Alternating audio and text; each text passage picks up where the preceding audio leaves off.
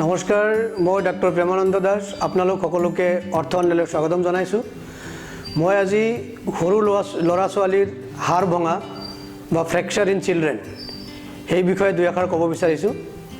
কাৰণ আমি বহু সময়ত দেখি পাওঁ যে সৰু ল'ৰা ছোৱালীৰ ফ্ৰেকচাৰ হ'লে সাধাৰণতে পেৰেণ্টছ মাক দেউতাকে বহুত চিন্তিত হৈ যায় আৰু তেতিয়া এজন চিকিৎসকৰ পৰা সেই ফ্ৰেকচাৰ পাৰ্টটো একেবাৰে হাড়টো বহা মানে প্ৰপাৰ ৰিডাকশ্যন মানে চিকিৎসকক অনুৰোধ কৰে যে হাড়টো বহা নাই, হাড়টো ভালকৈ বহাই দিয়ক হাড়টো আপোনাৰ। আৰু এজন অস্থি ৰোগ বিশেষজ্ঞ জানে যে সৰু ল'ৰা ছোৱালীৰ ফ্ৰেকচাৰত ইমান 100% পাৰফেক্ট ৰিডাকশ্যন বা 100% আপোনাৰ 100% ফ্ৰেকচাৰটো জেগাত বহি যোৱাটো অপ্ৰয়োজনীয়। সেইটো কাৰণে আমাৰ অস্থিৰোগ বিশেষজ্ঞসকলে কেতিয়াও হয়তো চেষ্টাও নকৰে বা যদি ইজিলি আহে কৰে। কাৰণ চেষ্টা কৰোঁতে সাধাৰণতে চাওক এটা হাড় ফ্ৰেকচাৰ পাৰ্টটো যদি আপুনি 100% আগৰ পজিশ্যনত বহাব যায় তেতিয়াহ'লে কেতিয়াবা এনাস্থেচিয়া দিব লগা হয়। এনাস্থেচিয়া দি পেলাই কাৰণ বহুত বিষ হয়, ফ্ৰেছ যেতিয়া ফ্ৰেকচাৰ হৈ থাকে সেইটো বহাব গ'লে বহুত বিষ হয়, এনাস্থেচিয়া দিব লগা হয় বা কেতিয়াবা অস্ত্ৰোপচাৰো কৰিব লগা হয়। আৰু যিটো অপ্ৰয়োজনীয়, কেতিয়াও কোনো সৰু ল'ৰা ছোৱালীৰ আমি কওঁ যে 10 বছৰৰ তলত ল'ৰা ছোৱালীৰ কিছুমান ফ্ৰেকচাৰ বাদে কেতিয়াও অস্ত্ৰোপচাৰ নালাগে বা কেতিয়াও সেই এনাস্থেচিয়া দি পেলাই হাড় বহোৱাটো আমি কেতিয়াও মানে আমাৰ কিতাপতো এইটো আমাৰ যিটো গাইডলাইন সেইমতেও নাই। গতিকে মই আজি এই ভিডিঅ' যোগেদি আমাৰ এই সৰু ল'ৰা ছোৱালীৰ পিতৃ মাতৃ বা পেৰেণ্টছ বা ফেমিলি মেম্বাৰ্ছ তেওঁলোকক মই বুজাব বিচাৰিছোঁ যে সৰু ল'ৰা ছোৱালীৰ যিটো ফ্ৰেকচাৰ হয়, সৰু ল'ৰা ছোৱালীৰ ফ্ৰেকচাৰটো আৰু এজন প্ৰাপ্তবয়স্ক বা এজন বৃদ্ধ মানুহৰ ফ্ৰেকচাৰৰ লগত তুলনা কৰিব নোৱাৰি। কাৰণ সৰু ল'ৰা ছোৱালীৰ ফ্ৰেকচাৰটো সদায় তেওঁৰ বহুত ৰিমডেলিং কেপাচিটি থাকে। আমি হাড়টো ফ্ৰেকচাৰ হ'লে আমি কওঁ যে এইটো এংগুলেশ্যন বেকা হোৱা বা ঘূৰি যোৱা ৰোটেশ্যন বুলি কওঁ বা ট্ৰান্সলেশ্যন বুলি কওঁ বা আঁতৰি যোৱা। সেই যিটো তিনিওটা ৰিমডেলিং মানে বেকা হ'লেও পোন কৰিব পাৰে, ঘূৰি গ'লেও পোন কৰিব পাৰে। যদি হাড়টো এনেকৈ বেকা হয় বেকাটো আকৌ পোন কৰিব পাৰে, যদি ভাঙি পেলাই ঘূৰি যায় ঘূৰি গ'লেও আকৌ পোন কৰিব পাৰে, ঘূৰাটো আকৌ পুনৰাই আকৌ আগৰ নিচিনা আনিব পাৰে। আৰু যদি লৰি যায় ট্ৰান্সলেট হৈ যায় তেতিয়াহ'লেও বেলেগ হাড় জইন হৈ পেলাই সেইটোও পোন কৰিব পাৰে। গতিকে সৰু ল'ৰা ছোৱালীৰ এই তিনিওটা কেপাচিটি থাকে। সেইটো কাৰণে আমি এই ফ্ৰেকচাৰৰ যিটো ডিছপ্লেচমেণ্ট, ফ্ৰেকচাৰৰ যিটো তাৰ জেগাত বহি নথকাৰ যিটো সেইটো আমি সদায় ইগন'ৰ কৰা হয়। আমি সদায় এইটো ইগন'ৰ কৰোঁ যে সৰু ল'ৰা ছোৱালীৰ ফ্ৰেকচাৰটো বান্ধি দিলেই হ'ল, অকল পেইনটো কমিব লাগে। সৰু ল'ৰা ছোৱালী আমাৰ এটাই টাৰ্গেট থাকে, প্লাষ্টাৰ কৰিলে পেইন কমিব লাগে আৰু এটা পজিশ্যনত বান্ধি দিব লাগে যাতে সি কমফৰ্টেবল ফিল কৰে, যাতে পেইন নহয়। বাকী যিটো হিলিং হ'ব নিজৰ শৰীৰত নিজে কৰিব লাহে লাহে।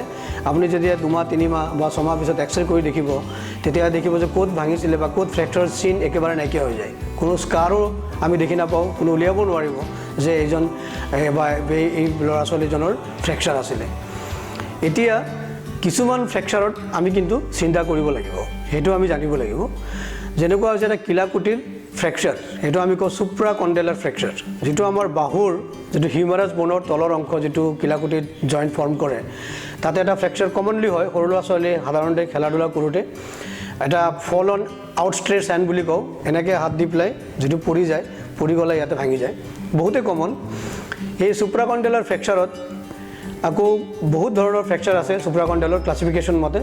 তাৰে কিছুমান যদি ধৰক একেবাৰে হাড়টো ডিছপ্লেচড হৈ গৈছে, একেবাৰে হাড়টো লাগি থকা নাই, তেতিয়া কেতিয়াবা আমি বেছি যদি ডিছপ্লেচমেণ্ট হৈ যায় এই চুপ্ৰা কণ্ডেলাৰ ফ্ৰেকচাৰ তেতিয়া আমি এনাস্থেচিয়া দি পেলাই বহাব লাগে, বহাই প্ৰপাৰ জেগাত বহাব লাগে। নহ'লে সেইটো সৰু ল'ৰা ছোৱালীৰ যিটো এলব'ত এটা ডিফৰ্মিটি হয় সেইটো আমি গান ষ্ট্ৰক ডিফৰ্মিটি বুলি কওঁ, বা পিছত কেতিয়াবা বেছি ডিফৰ্মিটি হ'লেও সেইটো আকৌ কাৰেক্টিভ চাৰ্জাৰী কৰিবলগীয়া হয়।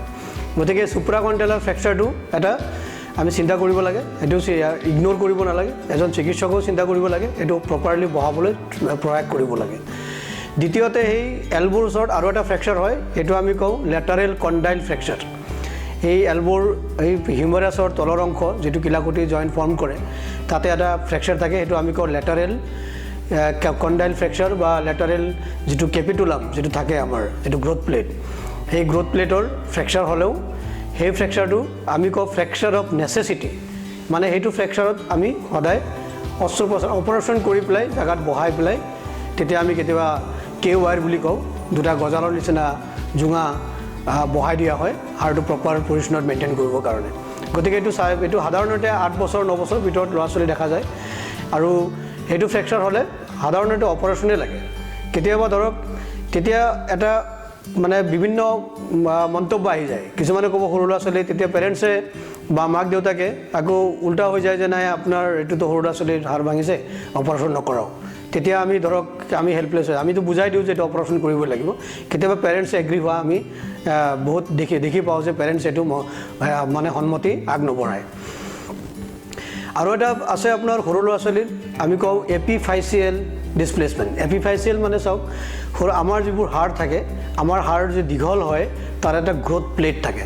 হাড়ৰ যিটো মানে শেষ অংশ আমি কওঁ এপিফাইচিছ, সেই শেষ অংশত এটা মানে গ্ৰোথ প্লেট থাকে।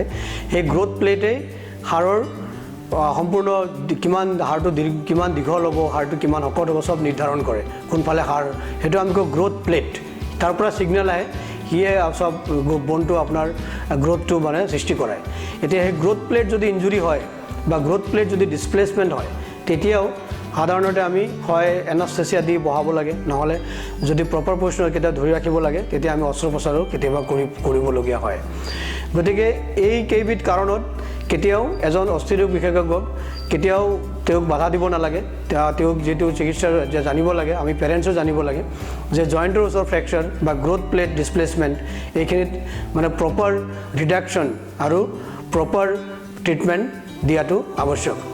অন্যথা তেওঁৰ মানে ডিফৰ্মিটি হ'ব, নহ'লে আপোনাৰ যিটো কনচিকুৱেঞ্চ গ্ৰোথ প্লেট যদিও হয়, গ্ৰোথ প্লেট ইঞ্জুৰি হ'লে তাৰ যিটো কনচিকুৱেঞ্চ হয়, এটা ভৰি ছুটি হৈ থাকিব পাৰে বা হাত এখন ছুটি হৈ থাকিব পাৰে, বা গ্ৰোথ প্লেট যদি ইৰিটেট হয় এখন হাত বেছিকৈ দীঘল হ'ব পাৰে। তেনেকুৱা ধৰণৰ আমি বহুত তেনেকুৱা ধৰণৰ আমি বহুত দেখি পাওঁ। গতিকে মই আজি আপোনালোকক এটা অনুৰোধ কৰোঁ যে এই যিটো চিলড্ৰেনৰ ফ্ৰেকচাৰত আপুনি ক'ত চিন্তা কৰিব লাগে আৰু ক'ত চিন্তা কৰিব নালাগে সেই বিষয়ে আপুনি জানি লওক। আৰু এই বিষয়ত মই আৰু কিছু ভিডিঅ' বনাম। মই আজি ধৰক জাষ্ট আজি জেনেৰেল হিচাপে মই কৈছোঁ, এটা জেনেৰেলাইজ কৰিছোঁ যে ফ্ৰেকচাৰ ইন চিলড্ৰেন। গতিকে মোৰ আপোনালোকে অৰ্থ online Facebook page, YouTube channel এইবোৰ চাই যাব, তেতিয়াহ'লে আৰু ভিডিঅ' আপোনালোকে সময়ত এনেকুৱা ধৰণৰ আপুনি ভিডিঅ' পাই থাকিব। ধৰক যদি কোনোবাই আপোনালোকৰ কোনোবা ব্যক্তি ইণ্টাৰেষ্টেড হয় তেতিয়া চাব পাৰিব। নমস্কাৰ।